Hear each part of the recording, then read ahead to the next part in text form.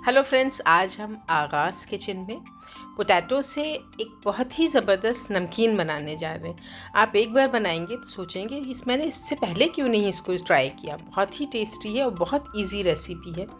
Start करेंगे।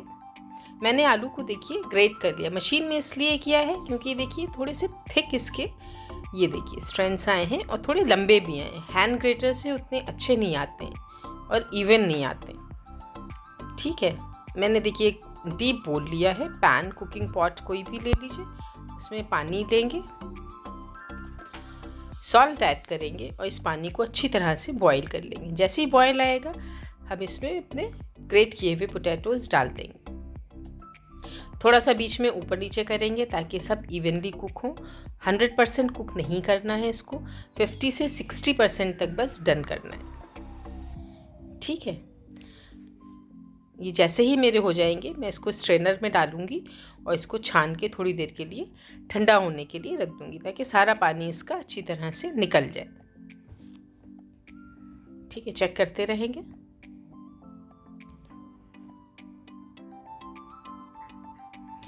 अच्छा ठीक है, अब जब तक मैं इसको स्ट्रेन करूंगी आगे का प्रोसेस करते हैं। एक पैन लेंगे, उसमें घी लिया और थोड़े से आलमंड्स लेंगे, उसको मैं फ्राई करूँगी। ड्राई रोस्ट भी कर सकते हैं, एयर फ्राई भी कर सकते हैं, लेकिन ये थोड़ा सा कोटेड घी जो है, ये ग्लेज्ड आलमंड्स अच्छे लगते हैं दिखने में, इसलिए मैंने घी में इसको फ्राई किया है। बस हो गया, निकाल लेंगे इनको। अच्छा ये देखिए ऑयल थोड़ा सा गंदा हो गया है, ब्राउन डार्क हो गया है, तो मैं इसको क्लीन करूँगी पैन को। फ्रेश इसमें घी डालेंगे, फिर से बटर भी डाल सकते हैं और थोड़े से कैश्यू नट्स को लेंगे और उनको भी फ्राई करेंगे। फटाफट करेंगे ताकि जले नहीं। मेरा गरम पैन है, बिल्कुल स्लो हीट पर करेंगे, बस इतना सा करेंगे, फ़ौरन निकाल लेंगे। अच्छा मैंने किशमिश भी लिए, लेकिन मैं किशमिश को फ्राई नहीं करूँगी, उसको ऐसे ही यूज़ करेंगे एज इट इज़। एक ट्रे लेंगे, उस पर किचन टॉवल लेंगे और जो हमारे पोटैटोज़ थे, पानी हमने ड्रेन कर चुके हैं, उसको अच्छी तरह से इसको फैला देंगे।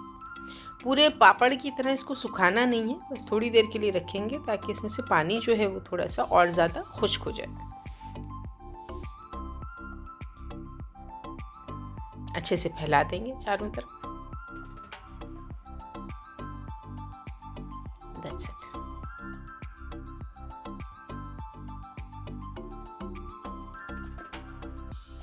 ये देखिए पानी ड्राई हो चुका है। अब मैं इसको वापस छन्ने में अपने डालूंगी।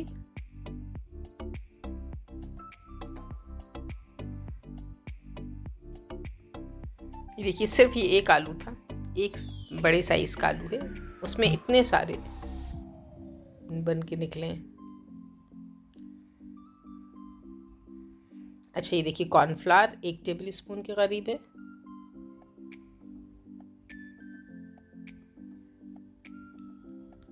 और 2 टेबल स्पून के करीब मैं डालूंगी इसमें मैदा और इसको कोट करेंगे। बहुत ज़्यादा ओवर कोटिंग नहीं करनी है, बस बहुत हल्की सी कोटिंग करनी है। मैंने इसीलिए छन्ना लिया है कि जो एक्सेस है वो सब निकल जाए, छन जाए।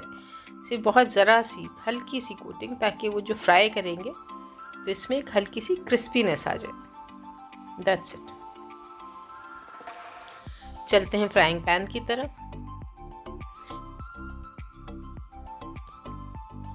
करी लीव्स में डालूंगी, थोड़ा सा मैंने क्रश करके देखिए डाली है, और बिल्कुल बहुत ज़्यादा गर्म ऑयल नहीं है, थोड़ा सा हल्का ठंडा ऑयल है इसमें, इसलिए कि डालते ही फ़ौरन जल नहीं जाए। धीरे धीरे जब ऑयल के साथ में ये फ्राई होगा तो इसके जो बहुत अच्छा सा एक टेस्ट है वो सारा ऑयल के अंदर आ जाएगा। ठीक है, मैंने पहले तेल को गर्म किया था, फिर बिल्कुल ठंडा किया है। अब उसके बाद मैं इसमें दोबारा काम कर रही हूँ। हल्का सा गर्म हुआ है ऑयल, इसी में मैं आलू डाल दूँगी। एकदम बहुत गर्म तेल में नहीं डालेंगे ताकि एकदम से जले नहीं, हमको बहुत हल्के हल्के इसको फ्राई करना है। ठीक है, और इसको अलग कर लेंगे। ये देखिए सब अलग हो जाएंगे एक एक स्ट्रिंग्स। धीरे धीरे इसको फ्राई करते रहेंगे।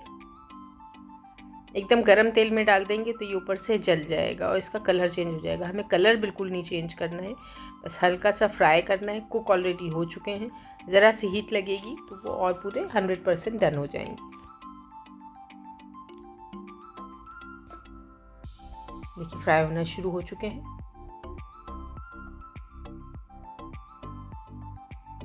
देख रहे हैं, ज़बरदस्त बस हो गए हैं। मैं इनको बाहर निकालूंगी।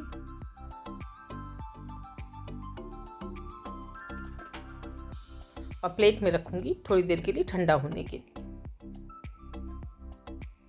ये देखिए कितने क्रिस्पी हैं, ये देखिए, देखने से पता चल रहा है एक एक अलग और बिल्कुल क्रिस्पी पोटैटोज हैं। पाउडर्ड शुगर इसमें ऐड करेंगे, हल्का सा मीठा सा पन आता है इसमें।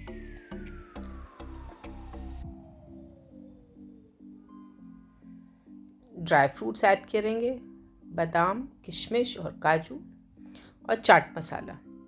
दैट्स इट, कुछ भी और ऐड नहीं करेंगे। पोटैटो में नमक हम ऑलरेडी ऐड कर चुके हैं उबालते टाइम, अब एक्स्ट्रा नहीं डालेंगे। अच्छे से इसको मिक्स करेंगे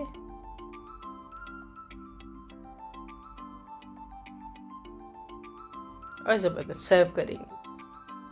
बहुत ज़बरदस्त रेसिपी है, ज़रूर ट्राई करिए। मेरे चैनल को सब्सक्राइब करिए, लाइक करिए, शेयर करिए अपने फ्रेंड्स के साथ में, फैमिली के साथ में। Thanks for watching.